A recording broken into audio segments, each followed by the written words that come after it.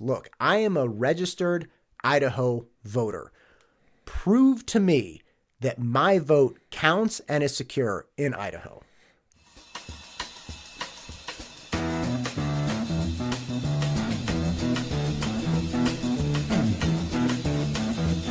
You know the day destroys the night, night divides the day. Try to run, try to hide, break on through to the other side, break on through to the other side, break on through to the other side. God bless America. Welcome to The Ranch, everybody. The podcast explores the people and happenings of Dry Creek Ranch, Eagle, and the greater Boise area. My guest today is former Chief Deputy Secretary of State of the state of Idaho. He's an incredibly knowledgeable individual when it comes to election integrity and the election system. I asked him to come on today to talk about election and voting integrity in the state because obviously with the November elections coming up, it's incredibly important that people not only participate, but believe that the election system is not being manipulated. However, there's no reason to believe that if you don't know how it actually works. I found the conversation with him incredibly educational and incredibly enlightening, and I hope you do as well. But without further ado, the man, the myth, the legend, Chad Houck. Thank you for coming. I appreciate you. Thanks for having me. I'm glad we were able to finally connect. So, look, you are intimately connected with the way Idaho runs its election, state election. And we'll get into all the ways. But what I want to know is, look, I am a registered Idaho voter. Prove to me that my vote counts and is secure in Idaho. Okay. Well, first, let me give a little disclaimer. I appreciate the intimate connection. I worked in the Secretary of State's office for 7 years under Secretary of State Lawrence Denny. So up until 2020, the end of 2022. Of course, Secretary Phil McGrain took over 2023 and is in office today. I don't work for his staff. I did advise for them for a little while until their staff was up and rolling. Still advise for a handful of other states as well, and kind of keep my hand in that mix, national conferences, things of that nature. But yeah, I've been a big part of the team that has run Idaho elections for the last better part of the decade. And the important thing in that is that it's the time in the history of voting where we had this whole new component. It happened in January 2017, where elections became a component of critical infrastructure, meaning that there was now a federal connection, or at least a federal oversight of elections. And at that point, I think a lot of people started thinking that was an unnecessary intrusion, or that's Big Brother getting their hands into things, or just a lot of things from that angle. And we got to see that. I mean, originally when that declaration came out in 2017, the first thing that all the secretaries did nationwide is put out a letter protesting that declaration because nobody understood what it meant. They made the declaration kind of on an exit from the White House, hence the January flip. And it really wasn't well defined what it being part of critical infrastructure now meant. And it almost took a better part of a year to really define what the scope of that declaration was, what the jurisdictions were still going to be. Was this the feds actually now putting their hands over the top of an election and controlling things? Or was it just an assist, a new avenue for resources? And ultimately, that's what it really came down to, was a new access point for grant funding, a new way to push funds into the state, and then ultimately from the state out to the counties through a channel other than FEMA, because in a lot of cases, infrastructure tends to fall under emergency management because you're dealing with crisis prevention or crisis remediation or things of that nature. And in elections, it was really something that needed to be precautionary. So they ended up actually channeling through the elections side of the Department of Homeland Security at that point. And once everything got reorganized, it got a little bit cleaner. And that's kind of where we are today. And that's still how I kind of keep my hands in the mix, is I ended up going to Naval Postgraduate School as part of the Department of Homeland Security, and got a chance to study for a cybersecurity and security master's for National Homeland Security. Because elections being new in that space, they wanted some elections personnel with that training, with that backgrounding. So we had an opportunity over a course of about 2 years, myself and one or two others in the election space, to go out and really study the implications of crisis management, assessing critical infrastructure, assessing threat, assessing vulnerabilities, things that were kind of new to the election space, just in context. I mean, we've always looked at making sure elections have integrity or making sure a ballot is maintained with confidentiality. But looking at it through the lens of a persistent international threat actor or looking at it from an internal threat matrix, those kinds of things, that was a new twist that really didn't come in until that critical infrastructure designation. Okay, so 2017, the federal government's like, hey, we got to have our finger in this pie.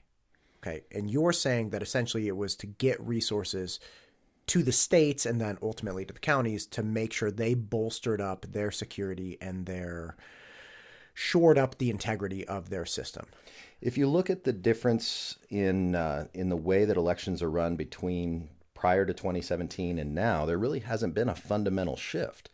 There have been some changes in policy, certainly, that came up, a much broader use in some states of either what you would call mail-in voting, or in Idaho, we call it absentee. And there's some nuances in those that we'll get into later as we talk about the securities of the two different types of processes. But the voting system as a whole hasn't fundamentally changed simply because of that designation. It has evolved over time, and it certainly had some new stuff going with it, especially on a national level when you look at it from a national trend. But in Idaho, ironically, up until maybe the last year or two, there were still a lot of statutes that were put in place in the late 1970s. The absentee voting rules and the processes that we use for absentee voting, the statutes that govern those haven't changed since the early 70s. Okay. So there are a lot of things that people are worried about with the election system. So let's just start picking them off. I go to vote. Okay, I go to my designated spot. I show my ID, which is not required. You got it. Yep. That's the first misnomer that a lot of people have is, well, I have to show my ID. No. Well, they asked me for my ID. Yes, they did ask you for your ID because they would, but have you ever tried saying no? Now, I'm not recommending you do. I don't think it's nice to challenge volunteer, election workers and give them a hard time because they're there doing a civic duty, and we should appreciate them for it, not give them a hard time. But statutorily, you're not required to show your ID to vote. You're required to identify yourself. And if you don't have an ID, there is a means within Idaho statute. It's called an affidavit in lieu of that you can sign, and that will give you access to a ballot. Right. So I can go in, I can swear on this affidavit that I'm Matt, right? Or I can show my ID, government ID, or there are several forms of IDs that they will accept. Right. This podcast is brought to you by MTUstudios.com. If you're looking to start a podcast or make content for any level of your business, MTU Studios can help. Just reach out to us today and we can start shooting tomorrow. And those have statutorily shifted in the last year. They squared those up a little bit. We just actually went through some court cases at the state level with upholding those laws that were just passed. Okay. So I go in, I make all my, forms, fill out everything and make my vote. And then I put it into a box, right? What happens once I do that, right? So how do I know that my stupid little form with all my trash votes that I put on it, but I think they're great, right? I put it into the box. How do I know that actually doesn't get manipulated, gets counted correctly? Walk me through the process, the life of that vote. So the process starts well before, as you said, you put your vote in that box. And it actually starts with the piece of paper that you put that vote on. And what I mean by that is the inventory controls that go into voting. Ultimately, what we're looking for is that we want to know that if 247 people in a given precinct voted, that there's 247 ballots accounted for, and that there's 247 votes cast or no votes, undervotes, when the whole thing's done. We should be able to reconcile that just like we reconcile a checkbook. And if it's off by 10 cents, we've got an entry in there wrong somewhere. It really, when you reduce it to that level of simplicity, is that simple. Well, with a checkbook, you would start with, do I have 100 checks or do I have 99 checks? Because if I've only got 99, I'm missing one. If I've got 101, something's definitely wrong because I only started with 100, right? So that gets into the inventory controls that play in. And in every case across the state of Idaho, statute requires the county administrator that's running the election in that county to reconcile their ballot inventory before, when it's printed, they know exactly how many ballots are printed. We use a new technology called print on demand now, but all the paper stock that goes into those print on demand printers, it's inventoried. The print on demand printer keeps a count that goes into the inventory, so we know how many of them got printed and what stock it got printed on. And then if you had them printed in a print house, when it comes in, they're in stacks of 100. They go through, they count those, and they issue those out. So every precinct that's receiving ballots has an inventory count of what they were issued outbound from the county clerk. Okay, and just, I know you keep going, but just a really quick question. So even with the print on demand, even though you're using a technology that allows you to get, again, ballots on demand, the hard reality of the stock is counted, right? Like that is something that you can. So even if they're like, well, what if they manipulate the print on demand technology to say, oh, it printed, 99 or it printed 101, whatever it is. You're starting the actual paper is counted. You're so starting it's with a manual inventory of the right. paper that it's going to be printed There's on. no, like, it's not a completely digital world. Like we're still living in like, how many pieces of paper did you have at the beginning and end? And like any system, you're relying on a coordination of both physical and technological controls, and you're relying on those controls in depth. So it's not just one thing that someone has to manipulate to get through. So let's just look at the paper, for example. Sure. We are using a specific paper, and I'm not talking like down to the thread fibers analysis of it, but we're using a specific type of paper. We're using a paper that may have a little bit closer to you. Yeah. Using a piece of paper that may have a... Yeah, there you go. About there? Oh, that's perfect. All right. It may have a mark on it somewhere. Sure. Again, county by county, these things can vary, but there's depth in the defenses that they're going to utilize. When those papers are counted, when that inventory stack is handled, 2 people. So you're not talking about a single individual making a mistake. You're duplicating yourself even in your counts. If they're using a machine, they're going to quality check the machine if the machine's counting the number of pieces of paper that they're using. And it's reasonable to use a machine, but you're going to quality control that particular tool before you go utilizing it on a broader scale. So you've got that defense in depth mentality across all the different aspects, and we could go into each and every nuance. And that's part of what some of the advising is that we're still doing, is looking at systems and saying, okay, well, you've got some good technological boundaries built, but what about some of your physical security threats or insider threat type manipulations that could potentially happen? How are we securing against those? Are we using double backups? Are we doing intermediary audits? Are we doing a post audit? And those audits are really simple. I mean, audit just means check, right? It's you audit your checkbook when you balance it. It just means going in and making sure the other controls are working. And when you do, then you validated some of your different security components. Okay, so not just a technological check, because that's the technology aspect is something that people get really worked up about. And they're like, the Russians are getting us or something, whatever their concern is. But there's a secondary layer of concern that I have heard people express, which is what about the people at the polling places? Like, what if they have a certain political bent or they have a certain political motivation? They may manipulate things as well. But what you're saying is you actually have like redundancies within the volunteer space so that you don't just have one person in charge of this aspect or one person in charge of this. You literally have 2 people there, presumably unrelated or, arm's length volunteers that then just go through the process together. Well, like if you have 2 people counting, you're going to have somebody else that's going to validate the total. If you're in a room and you've got 2 people that are orally tabulating ballots and marking a count or on a recount, you would have ideally one person from each party. And the parties are given the opportunity to present that poll worker or present that particular person so that they have that balance in that representation there as well. Let's just go through a really simple end-to-end kind of fast rip through of how an election day runs. We show up and we're going to have those inventoried ballots in a polling location.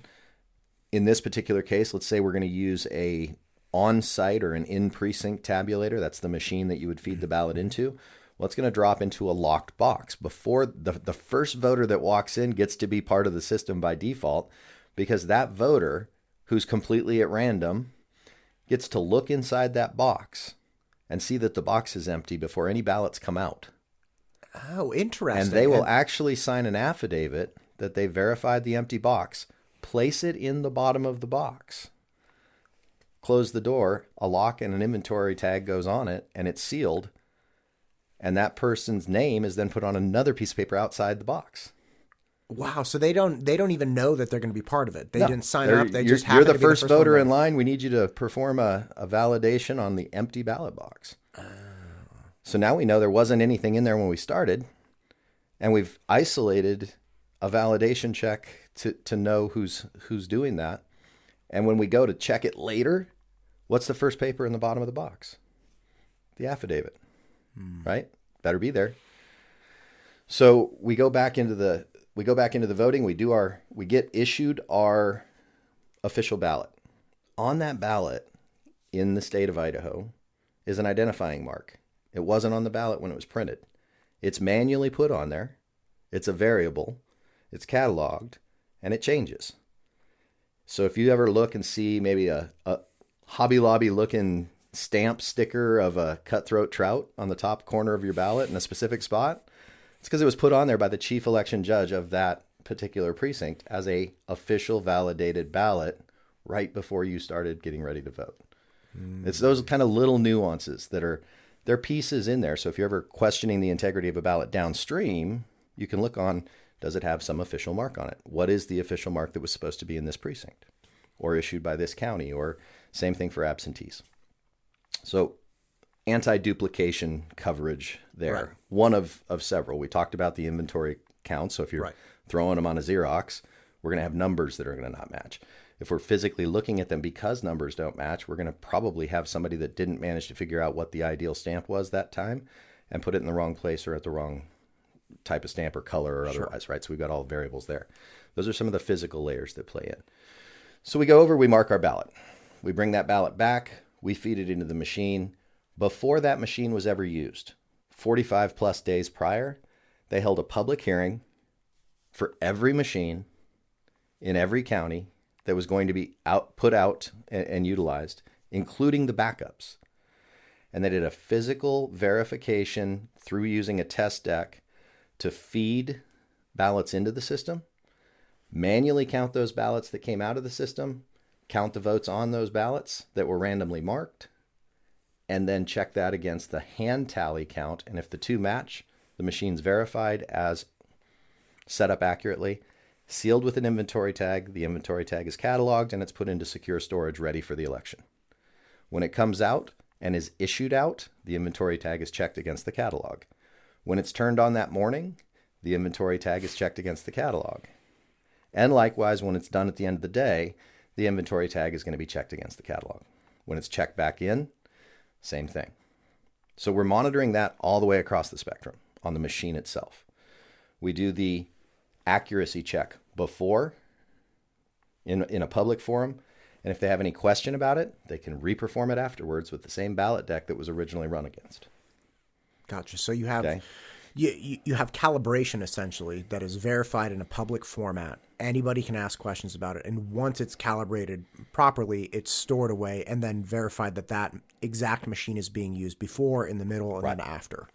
So now people are going to argue, well, but then you could access that machine. Well, theoretically, yes, you could. Access it when it's in secure storage. Access it when it's in secure storage. Access it when it's operating in the polling location, potentially. That's a great theory. And technologically, perhaps you could, if not for the fact that in Idaho, tabulators don't have modems. In Idaho, while they may be... Wait. You said modem. So what you're saying is it doesn't have Wi-Fi on it. No, I'm saying in literal sense, it doesn't have a plug-in network, a plug-in networkable like a 14.4 modem. True on port modem. Wow, now, there are some counties that do network their tabulation systems onto a local area network. So they have a LAN in the space, but then that LAN is just a local network, not out to an internet network. And that's just simply because they're passing information from partner machines, be it a printer to a marker. So you have a ballot marking device that you're making your decisions on, and then that's networked to a printer. But the network itself the is network to some itself degree air-gapped. is air-gapped. Like it's just end-to-end, Yep. one machine to another machine. Neither of them talk out to Right. anyone else. So when you talk about Wi-Fi, a Wi-Fi communication modem, we're not going to see that on an Idaho machine. To a point where if there is a physical port on the machine, when we were testing it for certification through the state, if there was an open port, we would require the distributor of the machine to actually put a physical block in that port, cap it, and then put a lock on the outside of the cap in order to certify the machine for use in the state of Idaho, if it couldn't just simply be removed. Got you. So preventing access that way. And then that's another piece that would be in the inventory. So we're back around to we got our ballot. Right. We put our ballot into our validated and affidavited empty box machine, and it goes in. You, to get that ballot, signed a poll book, or you signed an affidavit, or you logged in through an electronic poll book, again, depending on the kind. But we basically inventoried you coming in. We made sure that you haven't voted yet. So if you have an outstanding absentee ballot, you're going to immediately be told, you have an outstanding absentee ballot. You're not eligible to receive an in-person ballot right now, unless you want to spoil that absentee ballot. Now, if you have it in your hand, perfect. You hand it over to the clerk at the check-in. They void your absentee ballot, mark it spoiled, put it in a specific folder because those are inventoried as well. And now they issue you a new ballot. But you've still only got one active ballot at any given time. Okay, so if an absentee ballot was distributed to me, right, sent to me, and I attempt to go vote, they have a voter registration database that says, hey, we already mailed something to you. Yep. And if I say, well, I didn't receive it or I don't know where it is, they're like, look, tough, man. One went out to you. It's on you. And, They're not going to tough man you. They're going to be a little more gentle than that. I mean, that would be a valid approach because you've got an outstanding. Sure. Because we do use technology, because we do have electronic poll books, because those electronic poll books can communicate back to a copy of the state database that has that registration information. And I say copy because, again, security and layers.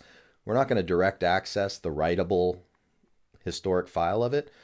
Anytime there's a change, we're going to make copies and operate in redundancy and then work off the copy, right? Okay. So in relative real time, I can check, did you turn in an absentee ballot? Now, here's the fun little window.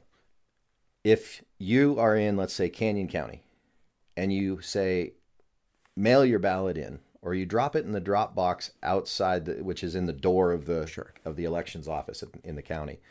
You drop it there, and then you hustle your way 6 blocks down the street to your polling location, and you go to turn it in. You've now got a voted ballot in the box waiting to be processed at the county office. Right. And now you're racing to grab your second ballot and say, I didn't vote yet because it hasn't been checked in. One, you're committing a felony, first of all, because you're trying to vote twice. Just throw that one out there. Throw that out there. Okay. That's a felony. Second, though, you got to hit about a 6-second window. Now, mind you, you've already committed a felony because you did it knowingly. So if nothing else, we'll have you on the felony and we will prosecute. At least that's, I say we, but it's the county that makes the decision there. I haven't seen them not go after a situation like this. Really? In the 7 years that I was there. So if somebody Mickey Moused around, they took it real seriously. It's very clear, and it happens on occasion. It happens more often than not intrastate. It happens more often than not. At least when I was there, it was you had an elderly individual that voted by absentee, forgot that they had voted.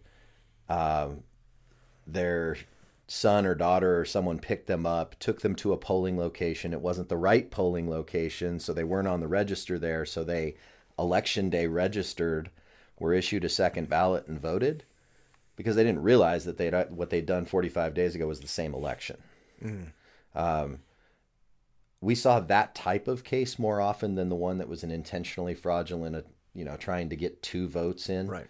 But it does happen. And then when they see the situation, understand what the nuances of it are, then it goes to prosecution and occasionally gets off without that prosecution in a warning case like the one I just mentioned. But okay, so back into they drop it into the box. They have an official vote in, and they hustle the 6 blocks to the next spot.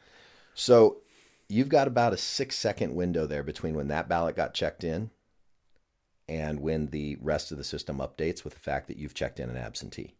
Now, if you can pinpoint those 6 seconds or less, and I'm saying 6 on the long side, then you maybe snuck it. But that's awful rough timing when you don't know when they're going to pick that up out of the box. Anything outside of that, they haven't gone and picked it up at the door yet. You pick up your you pick up a ballot at the precinct. The precinct is now going to register the fact that you've checked in. And as soon as they go to process your voted absentee, you already voted in person. Now it's invalid. Oh, so you can't, it doesn't matter the fact that you dropped thing it is there. Okay, so the second you vote in person, it'll register that it's a vote. It registers that you've just been issued a ballot. And that invalidates any outstanding absentee ballot, whether it's been opened or not. Because in the absentee process in Idaho, you have an outer envelope, you have an inner envelope, and then you have your ballot. The outer envelope has enough information on it that we can check who it's from, make sure it was requested, first of all, make sure that it's returned by the same person it was requested by, at least based on the signature and the registration. And if it's anything other than that, it's unacceptable. And it just gets marked as returned, but unacceptable.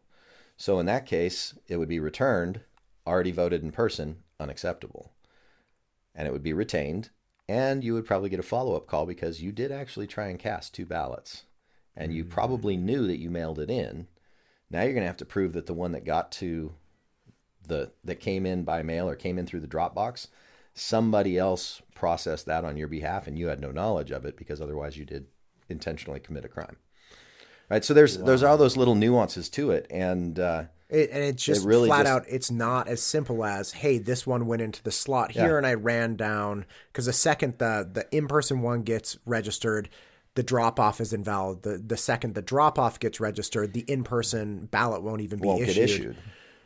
And like I said, the window, and this was back to probably the 2020 election. The speed may have actually picked up, but 2020 election, that offset time at the beginning of the day when we started using some of the newer systems, when we started with electronic poll books, that was about a 30-second window, and it closed down significantly as we got more familiar with the system and built some different functions to it. When it was at 30 to 60 seconds, we thought that was too long, so we backed it up with phone calls. And then we were real time over the phone saying, hey, I've got this person here. They don't have their ballot. Would you validate this? Okay, I'm issuing them a ballot. And then that was the end of that process. So it wasn't a narrow enough window. We just did it differently. Gotcha. And so that was in that case, personal experience in that particular case where I was helping a county on how they were running because it was their first time running that. But just helping them make sure that we were at a level that was acceptable. Man, that's a lot of redundancy and security. Okay, so let's run just an experiment. All right, let's say that there's a lot of criticism with people or concern rather with people like finding bags, like garbage bags filled with ballots, right? Like these are the crazy stories that you hear about, or like trunks filled with ballots that they're getting dropped off. That couldn't happen here because one, where would they get the ballots, right? Because they wouldn't be officially right. So we got to ballots. assume first that those were photocopied or that they were some kind. We'd be looking at the physical qualities of the ballots. We'd know that the number of ballots that we're looking at. We'd be able to go back and look at how many ballots were supposedly issued in that precinct or for wherever those ballots are supposed to represent. And we'd immediately see that there's an issue with the number of people signed into the registration to the poll book itself versus the number of ballots that we have present. And if we can't reconcile why that difference exists, then we've got to declare an issue in that space and look at how we would go about it. The simple fact of the matter is it hasn't happened to a point where, people go, well, then what would you do? Well, in the worst case, in the absolute worst case, you'd have to potentially look to a court to have them declare the election invalid, and then you'd run a special election again because you can't actually produce a count. Couldn't you, in the event that something like that happens, say you were off by like 50 votes or 100 votes or something, couldn't you just start looking at the ballots again with all the verifications, like the specific stamps and the specific numbers and who these people are? You wouldn't even need to be off by 50 or 100 to be doing that. I mean, You'd be doing that If you're off by Technically, like one or two. You're off by one or two. Okay. When we get done at the end of the day, the way the system is set up, we talked about all these controls that start the day. At the end of the day, the way the state statutes read up to 2022, and I haven't looked at them in the last year, so I'm using that Sure. disclaimer there. But the election judges, before they could turn in or start tabulating, had to reconcile the ballot inventory count with the poll book registration signatures. And if those are off by one or two, those chief judges can choose by statute to sign off on that differentiation, but they have to explain why. That includes covering an inventory of, like, if I mismark my ballot, if I ripped a ballot, all those different things that can happen during the day, you've got to have all of those counted as well. So you've got what's called a spoiled ballot envelope, and you're going to count all those. There is always the possibility that someone gets issued a ballot, gets frustrated, doesn't know who they want to vote for. Maybe they're embarrassed about not knowing who they want to vote for, so they fold the ballot up and they stick it in their pocket and they walk out the door. Well, at least you're under inventory in that case. It's not ideal, and they shouldn't take a ballot out of the building. Some people would argue, well, if they can take the ballot out of the building, they can go photocopy it. Well, we already described all the issues that would generate. So, one, that's the only way that they would have gotten that copy. But, I mean, you can argue that they could have photocopied off the sample ballots that are put out publicly before the election even begins. They could have used an absentee ballot that are shipped 45 days, as early as 45 days before the election day. Right? There's a number of ways that ballots are out in the public, but it doesn't make them reproducible, at least not genuinely reproducible in a manner that's going to be acceptable on the other end. And that's what we're talking about when we talk about bags of ballots showing up. So you've got that inventory issue. That's the first and foremost challenge. Second thing is how you're going to reintroduce them into the system, because just dropping them off or just, oh, we found these, or just stuffing them into an absentee drop box doesn't mean that they get checked in, that they're acceptable, that they're even machine readable. In many cases, if it's going to be photocopied, the photocopier is off by even an eighth of an inch on the XY axis, the tabulator is not going to read it. So you'd need real specialized equipment. And again, even if some nefarious bad actor decided, hey, this is what we're going to do, and they got the 1/8 of an inch just right, and it's a lot less than that, actually. I was just using that number. Sure. Let's say 1/64th. But the point is, you get it off by it doesn't matter. There's even just if they so made many different controls, a perfectly reproduced vote or ballot, getting the system to actually accept it with the count, right? Because if the count's off by one, all of a sudden, plus stamps, plus all of the. If you were good enough to get it actually all the way through that, now you would have flags on physicals. I mean, on just the sheer physical count. So we go in and we say, okay, we've got 276 registered voters in a precinct. We have election day registration, so now we've got 24 additional people. I'm trying to do it so we have easy math. We have 24 people that election day registered. Now we have 300 eligible people here, and suddenly we have 305 ballots. Well, that's a clear flag, and that would be grounds for a court case that would dismiss any of the results of that particular election. That has not happened. The court cases that we saw, well, we didn't see any court cases in Idaho. We had actually during one of the elections that happened while I was in the office. We had someone publicly declaring that they knew exactly how much Idaho was off, and that they knew in every county what the counts really were, and they published those numbers. So we took advantage of the opportunity to prove the system.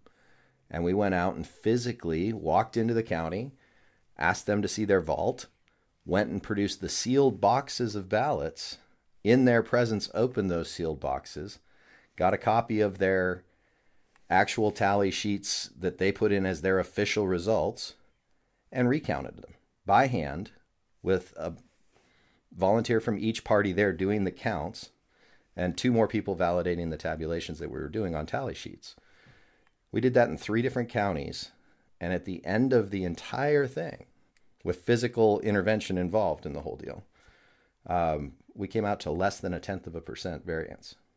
And I will guarantee you that variance was because we were humans doing the counting, not because something was off. The argument that was being presented of exactly how far we were off said we were off by 8.5% everywhere. So 8.5%, less than 0.1%.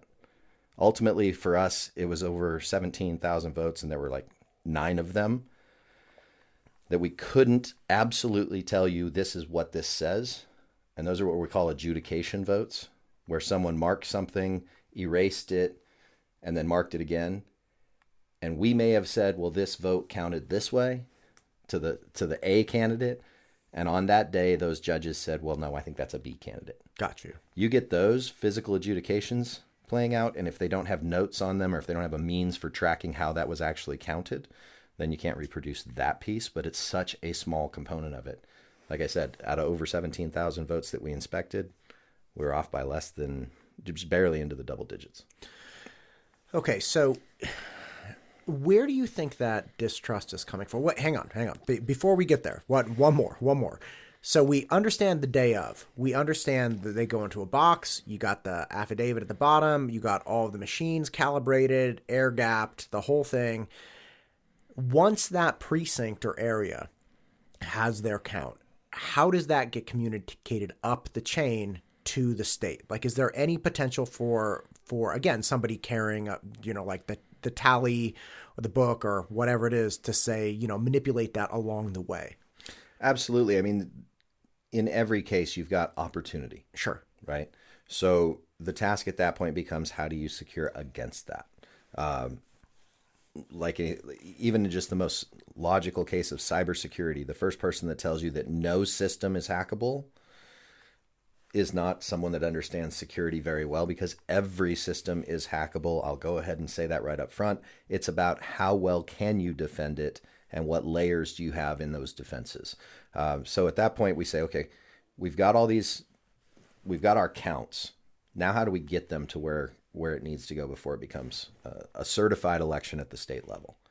So the first step in that is your precinct translating to the county. They're going to, in Idaho, every vote is reduced to a paper ballot. So you actually have the physical inventory of all the paper ballots that were counted. You can always go back to that. Transport of those paper ballots is in a lockbox with an inventory tag that's cataloged. So you can see if that catalog was tampered. The person signing the inventory report and the person transporting the ballots should not be the same person.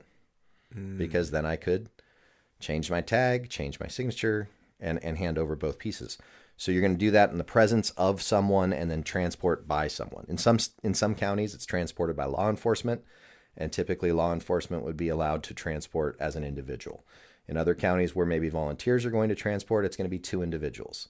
So you've got different approaches to it, but there's always going to be that layered nuance that's going to be there. Once it gets to the county, so in our case that we were talking, we had a precinct count. If we were dealing with what was called a central count, we would have just taken the tabulator out of the equation. You're putting your ballot into a locked drop box, and we're just transporting the physical inventory to a centralized counting location. So no real differences there. But the key is, in that precinct count, the count never left the machine, nor was the machine ever open to get the count. They just ran it. Now we have both pieces of the secure components. We have the count is on a drive locked inside the machine that's sealed with an inventory tag. They don't get to pull that out. They get a report that spits out that shows them on paper what they've got for their count. Both of those pieces, the ballots and that count with the drive, go to your central location. They're pulled out. The ballots are moved into an inventory and stored securely. Until at least a recount window has passed, and they're stored for whatever record retention requires. The drive is going to go into another secure room where it's opened by county personnel. The machine inventory tag is checked, and then that drive comes out, goes onto an air gap machine that's called an aggregator. It's just a laptop in most cases. And that drive is read, and that particular piece of inventory checked back into inventory. Drive comes out, stored secure, so that we have that to validate. So again, we've got duplicity there as well. All of those aggregations come in. The county now has their total. Before any of that tabulation happened, they had to reconcile the poll books and the counts. Those reports are checked in as well when the machines come back. And if there was any variances in inventory of ballots versus number of people on the poll book, that's known before that information is ever aggregated into the system, so that they can address that concern at that level before it becomes part of a larger whole. So that's important. But once it's into that larger whole, now you've got what's called a county canvas. And that means the county's going to go back and check their own work. They're going to double check all the math. They're going to make sure that the total number of ballots outbound, the total number of ballots cast, total number of ballots counted, total number of ballots spoiled, all add up, plus or minus whatever the variances were that they already had disclosed on paper by the judges, right? If all of that adds up, they then give that to the state as a canvas report. It is sent in preliminary draft form electronically, can come in by email, but that's because it's getting put into a larger spreadsheet with all the different counties and manually aggregated. But then they're going to send a hard copy backup through the physical mail. So it doesn't become official till the actual official one gets there. Man, that's wild. This so you're splitting that one. The number of layers are just, this is astounding. Then you get it to the state level and we double check all their math. And it doesn't mean that we don't occasionally find errors. Most of the time they're clerical errors because it's a spreadsheet that's being used to transfer a lot of this. Everybody thinks, well, that's not what I saw on election night, or no, the results were already up on election night. They called it on election night. Well, you'll also catch these are unofficial results. These are unofficial results. Even on the state's website, it'll say unofficial results. It's unofficial until several days to weeks after the election when all these canvas steps are completed, because they're still going back and checking calculations. Those results that went up, when they call it or when they put a lot of results up, especially the news, that puts results up on, did I say that with a weird twist to it? That's good. When they put the results up on election night, I mean, they called Idaho in the last election before we even had results in. Like, they're straw polls. They're stringers standing at the precincts when they spit out that little print slip. The AP actually does pay stringers to go all across the country, and they hire that person to stand in that spot that night to make one phone call. And they take those unofficial slip receipts and they spit them back out and they get them to the AP before the county even has a chance to really process them in some cases. And that happens across the country. So that's why the results that go on the news are so quick and often outpace even the county or the state website. So that comes back in, it gets all tabulated through. Then you have the aggregation of all of those county canvases into a state canvas. That goes in front of a canvassing board. They review any anomalies there. By this point, you're over 60 individuals that have checked it, right? Because you got 44 county clerks. Right. They're having it double checked by their staff. So that takes us up to at least 88. Then you come up to the state level. You got 6 or 8 people at the state level that are working on that project. And then you add that to the board of canvassers, which are your state officials, another 3 folks in that board.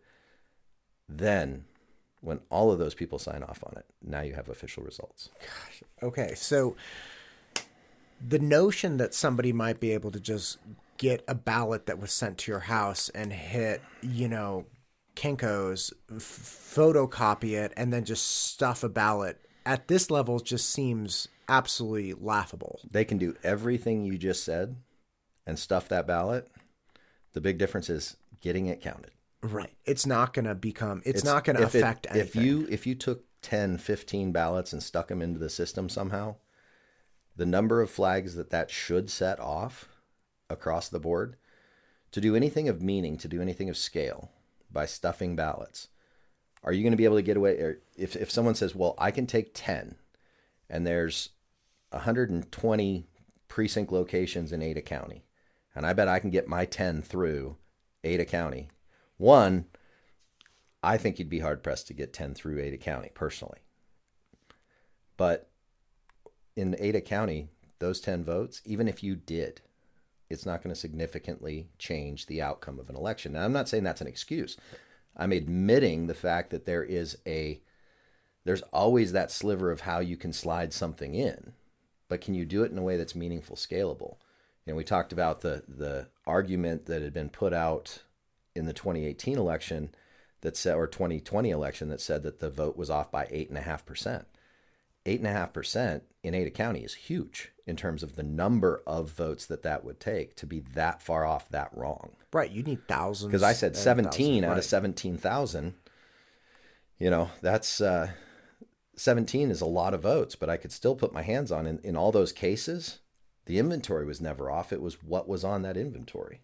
It was discerning a person's judgment about what was on that inventory that was there.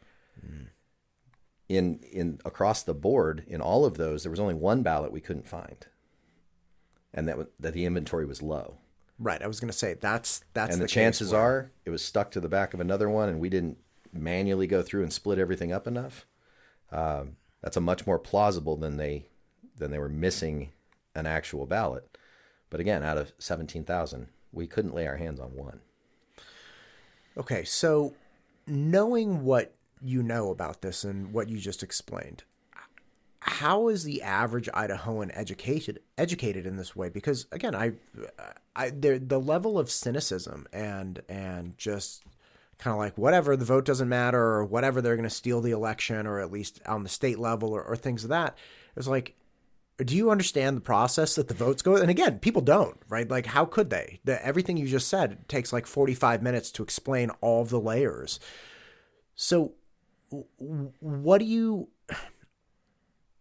how is the state helping people understand this so that there's more confidence in the democratic process, right? Like, and you can hate the candidates, you can feel like people are lying, you can do whatever, but I feel like elections in the last several years have gone beyond like, well, I just hate this candidate to, I hate the system that we're voting with because it's trash, right? They're stealing elections left and right.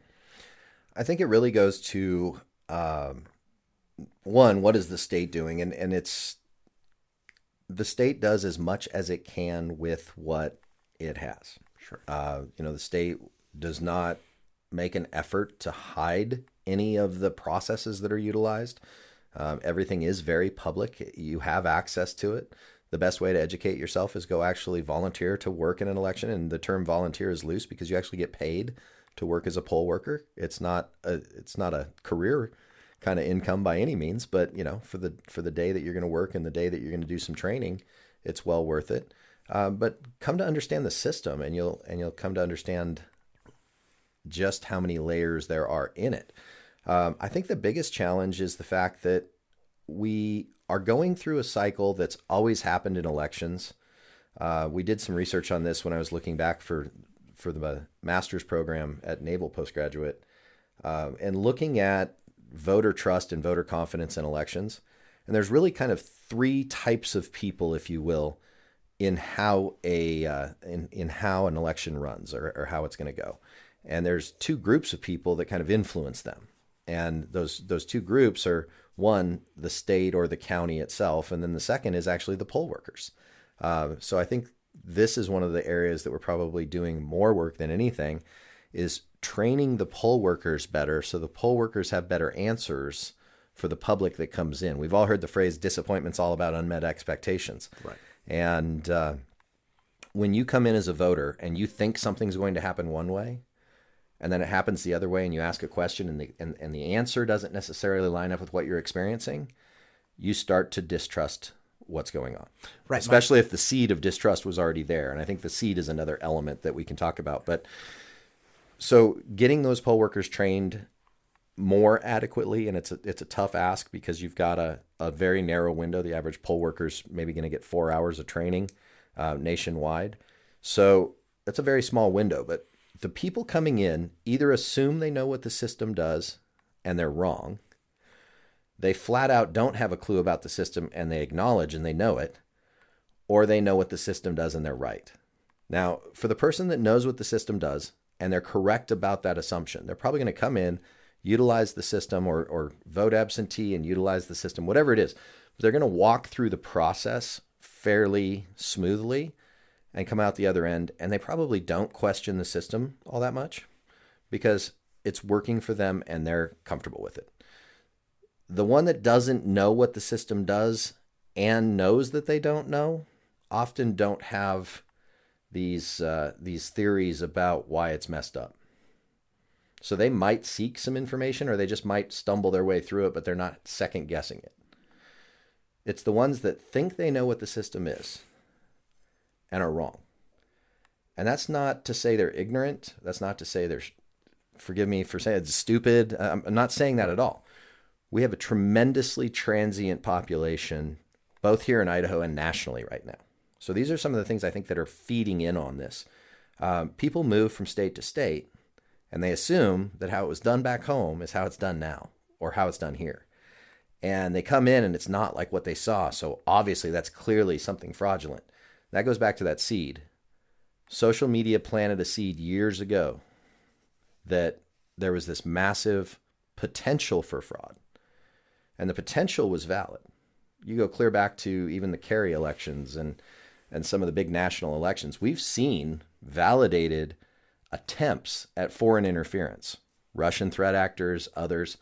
That's something that the election space is constantly paying attention to and assessing and evaluating and quantifying and working to protect against.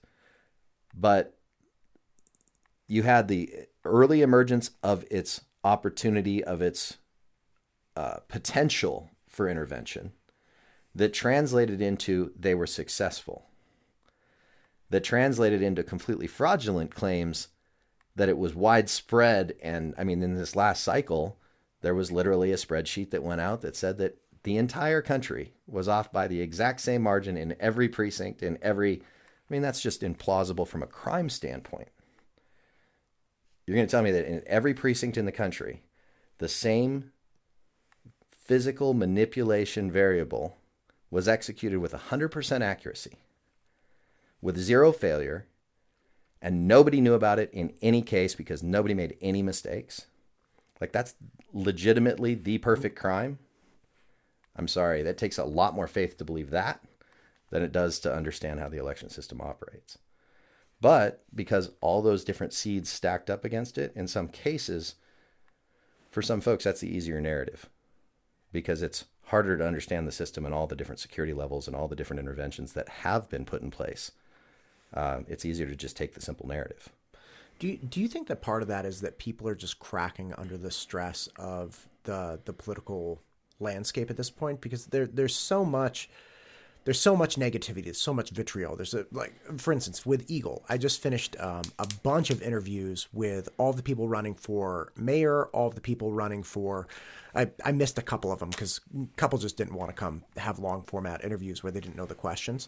But again, the city council, the school board, all these things. And talking to these people, I realized, maybe one or two, I was like, I'm not really feeling your platform or not. But overwhelming, it's like 90 to 95% of them, like, you're a good person. Like, this is not, I hear people talking about you or what you want to do, or it's like, that's not reality at all. And I think people are just cracking under the stress of, national theater with those elections, and then just being frustrated with their everyday life and feeling that, this is part of the problem. And then just saying, falling into apathy or cynicism or distrust is like, well, whatever, like, why would I even vote? It doesn't matter. Or like, this guy's, so they just, go all the way down the chain. Anything related to politics, local or national, they're like, whatever, this is all withdraw, trash. Disengage as a method of protection. Yeah, no, I mean, I completely understand it. And in fact, to a degree, even dropped into it. I mean, I dropped out of a race back in 2022, just because I didn't want to be in the midst of all of that chaos anymore. What were you running for? I was originally declared to run for Secretary of State after serving in the office for, at that point in time, about 6 years as the Chief Deputy and Deputy Secretary. Looked at the field, looked at what it was like to stand on the platform with some of the other candidates and listen to some of the narratives that were being spun, and just reflecting on how little connection to reality some of that had.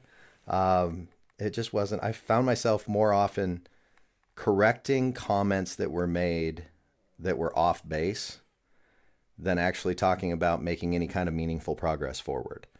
And, in one particular case, I came down and someone came up to me and said, "You seem so defensive and candidate A seems so relatable." And I'm like, well, because candidate A is saying whatever you want to hear, and I'm having to actually use facts. And that's challenging and frustrating. So if I seem defensive, it's because I'm talking about reality.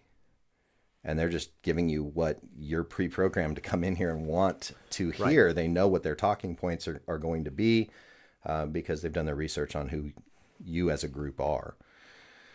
And that is, unfortunately, I think, a big reality of how politics is playing today, where good people just can't stomach what it takes to get into office, or the things that they have to sacrifice to get into office. I mean, I had folks, some of the ugly was just ugly, and all the way down to people approaching my family, people approaching my kids on a political angle when they were still in high school.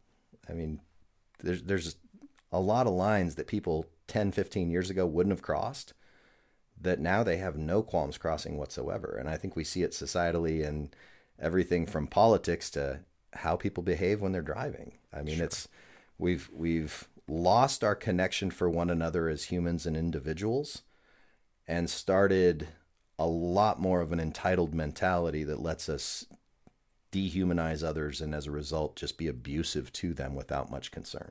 Do you think it's the entitlement that allows us to be abusive and dehumanize, or do you think it's the narrative? Like, I don't think people that are acting insane towards political candidates are necessarily feeling entitled. I think they feel like righteous and just insane. Like, I don't want to keep saying insane, but I mean, regardless of the motive, I think, right, I think at the end of the day, that? Regardless of the motive, we've got to look at the result. And anytime you're going to dehumanize people in a space that requires people to be people to do what they're going to do, and that's ultimately when we're asking someone to serve as a leader, and then we're going to go trash them not only for their operational. I mean, in any other instance, a CEO of a company or you don't see that people going after them on a personal level nearly to the level that you do from a political standpoint. And they allow the actual work that they do to be the evidence of their ability to do the job. And in politics, that's just not, at least in my experience of late, that's becoming less and less a factor. We go after every aspect of the individual and their family and, just digging up everything we can. It's more about, I need to make them unelectable, not make myself the best candidate. Oh, right. And that's absolutely. In that case, I think we've lost a lot of good people because they're not willing to go in to see what people, and even that doesn't have to be based in fact anymore, right? We can make something up and it takes so long. All we got to do is catch one or two news cycles and defame a person, not actually have it be valid. So if we can get them in on suspicion of doing something, and then have no merit to it, the repercussions on us for not having any merit to our claim are much lower than it is on the mud that we flung at the candidate. So how do we get out of this? I mean, look, we're talking about election integrity, and you have, by the way, you convinced me. I think it would be exceedingly improbable that anybody puts something together that has any kind of even remote meaningful influence on a vote in Idaho. Okay, fine. But like, how do we get out of the political nasty where people like you no longer want to run? People are just jaded and cynical. I think we've all got to pull back and ask ourselves, are we willing to listen to a counter narrative? Are we willing to listen to the other side? You asked me to come here today to talk about something because you were willing to consider the possibility that what you've heard isn't what reality is. So we have to engage in this thing that used to happen called political discourse, right? And the dis means that we, disagree, right? Discourse happens when two people are actually talking about a topic from opposing sides of it and trying to wrangle towards a reality, a center reality somewhere. And we just don't do that. Whether it's about religious views, whether it's about moral issues, any topic of interest anymore, we almost just go straight to that vitriol you were talking about earlier. I think we need to, each individually and as a society, be willing to step back and say, I might need to at least listen to the other side's arguments. I don't have to be convinced by them, but I need to be willing to be persuaded so that I can check myself on whether or not my beliefs are as valid as I think they are. Someone told me once, and I think it's a very good statement in a broad term. Truth doesn't fear investigation. And I always tried to apply that when we were in what we were doing with elections, when we were working in the Secretary of State's office. I had confidence in the system and how it was developed and how we were doing things. And if there were issues in it, and I never said it was perfect, but I always believed that it would hold up to investigation. It would hold up to inspection. The difference is when you're inspecting it, you got to have the same approach. You can't come in knowing that everything is wrong, because then you don't listen to the checks and balances and logic and thought and process that goes into trying to make sure that things go right. Doesn't mean you can't have a healthy dose of skepticism for it. That's okay. But you need to at least be open to it, or you're just going to, even in the face of staring at a red wall, you're like, nope, that's blue. Nope, that's blue. Wait a minute. You never considered the possibility that you're colorblind. You mentioned religion. Do you think that people's positions in politics has become like quasi-religious? Because you're talking about having a healthy skepticism, but agreeing upon certain points and trying to reconcile those points. I was listening to a conversation with Gad Sad recently, and he was saying that he doesn't debate people about, religious things or creationist things, or like, because there's no key piece of evidence that I could present ever that would potentially change their mind. They've already decided that this is kind of the way the world is, and there are no mechanisms by which we can change each other's mind, right? Nothing I could say would affect it. And I feel like that's almost veering into the way it is in politics now. So you're saying, look, come to the conversation, come to the debate, come to the, information gathering session with a willingness to say, like, okay, if you can present this to me, I would believe X, Y, or Z, right? It's like, okay, well then let's work towards that. Like perhaps there is something, or perhaps I can present this.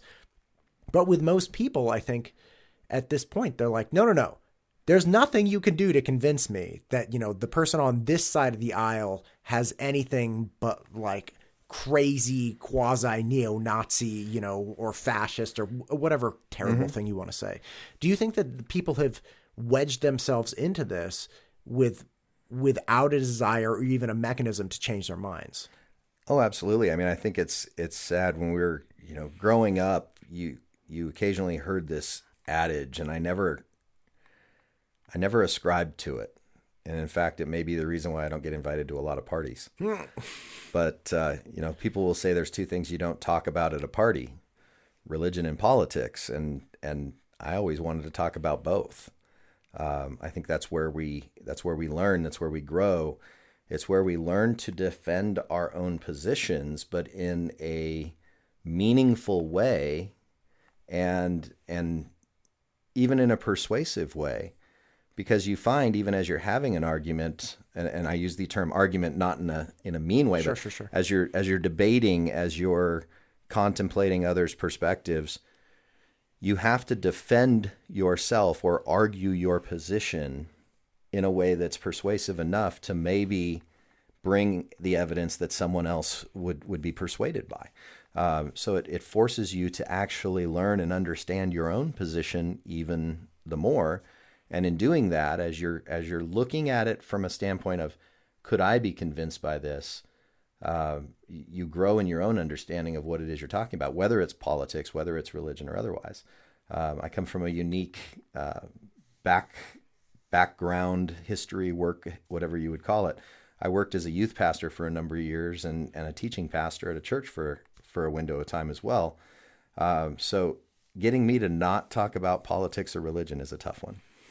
Man, I could imagine. Yeah, that would make you an interesting individual to chat with. I very much agree that you have to tackle something that pushes you hard in order to develop and refine your own individual thought process, which people don't recognize. Right? I had this, I was working with a student, she happened to be a vegan, and I don't care, like, doesn't matter to me. It's like, great, vegan, whatever, like, more meat for me, right? And we were chatting about it, and literally just got like 1 or 2 sentences into me asking her very like, and her mom was there. We're just chatting after this SAT session.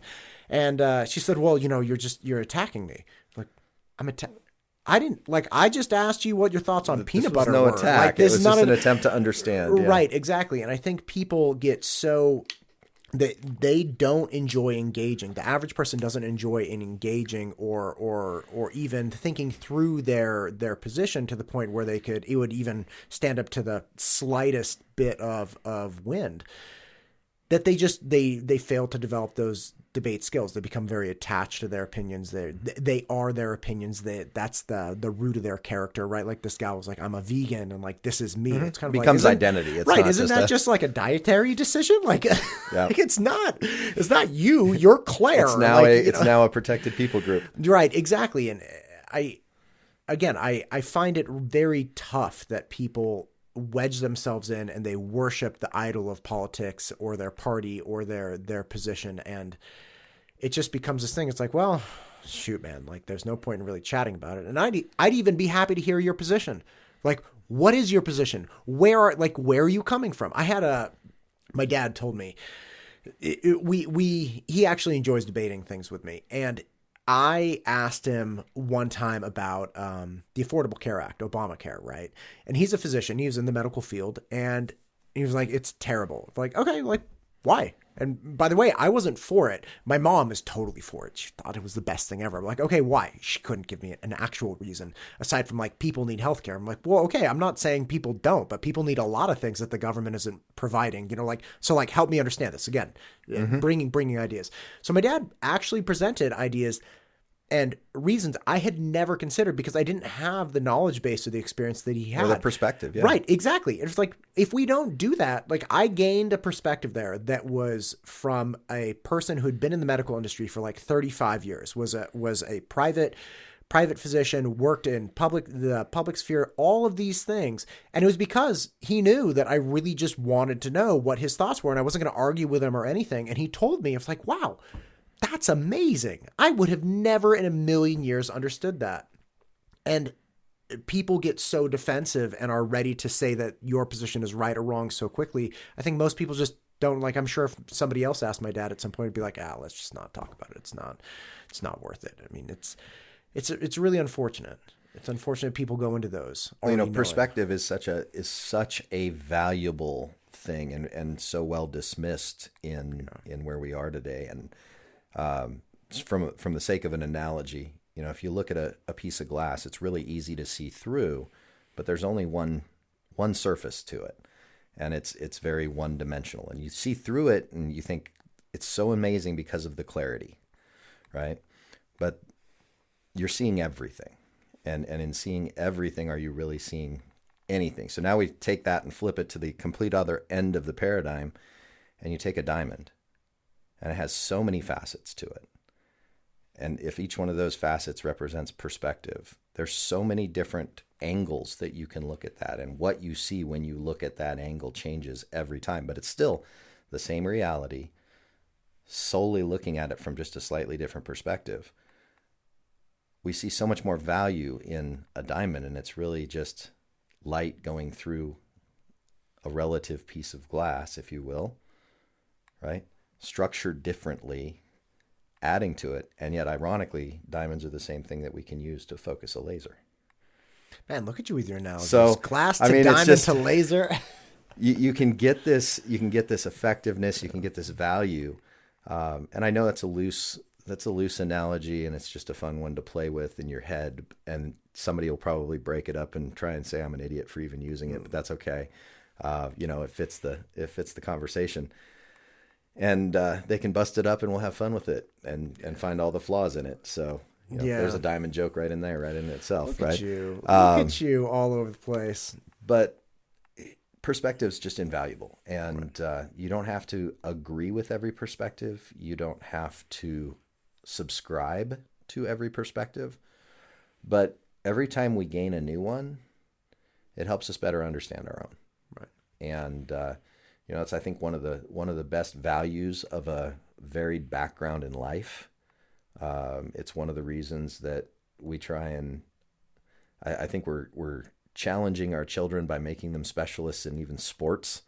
We create opportunity for them, but we're wearing them out faster because they don't have the diversity of the different sports and the things that it allows their body to recuperate and strengthen and recover as they move from sport to sport. We're specializing them so young. We're starting to see, just in my son's high school class, there were high school standout baseball players that never made it to college because they wore themselves out physically. They just trashed their bodies before they ever even got to college because they spent so much time focused on the sport.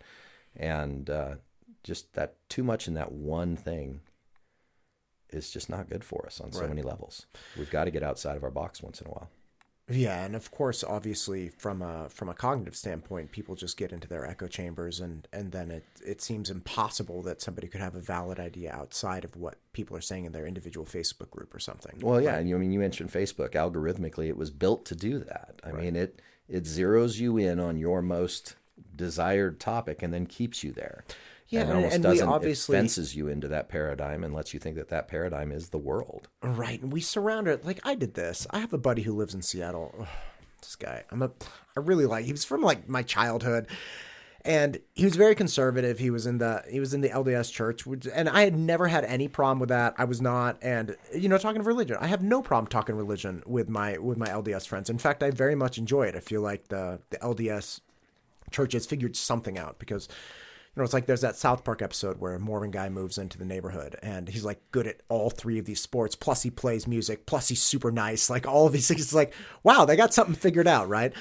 And he left the church. Very unfortunately, my friend left the church and went completely the other way into, essentially like wokeism. And then was telling me the last time we really spoke, and it was even over like text or something, he was telling me about how, there are 6 different genders and we just actually catalog them as 2 for simplicity, but in reality, it's not 2. I was like, I can't, because there's no, like, you're just saying you're, taking this word gender and you're twisting it to mean whatever you want. So again, and I know this is a shortcoming of mine, but I was just like, dude, I don't want to talk to him anymore. It's just too much. Like it's too much. And it's an effort sometimes. We're not going to agree. I don't think there's a path to get him to think I think he's just all of a sudden it's like, okay, this is the world.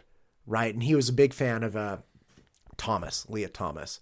Right. We were swimmers together and he was talking to me about Leah Thomas and I had to look. I was like, Thomas, like who the hell's Thomas? And I'm like, oh, the dude, the swimmer.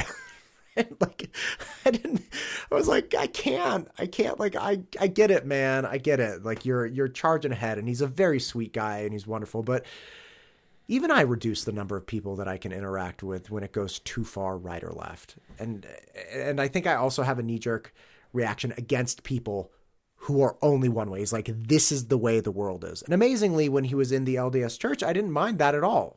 He wasn't even forceful about it. He never tried to get me to go to church with him. He never tried to tell me the way I was living was wrong. He was just a guy that was in the church. But then when he, left and went full into the wokeism, it was like, this is the way the world is. I think you're hitting on a valid point, and you were saying, we move so far to one side or the other, and I think we've done that politically. Certainly, I won't even say I think. I recognize that we've done that politically. Right.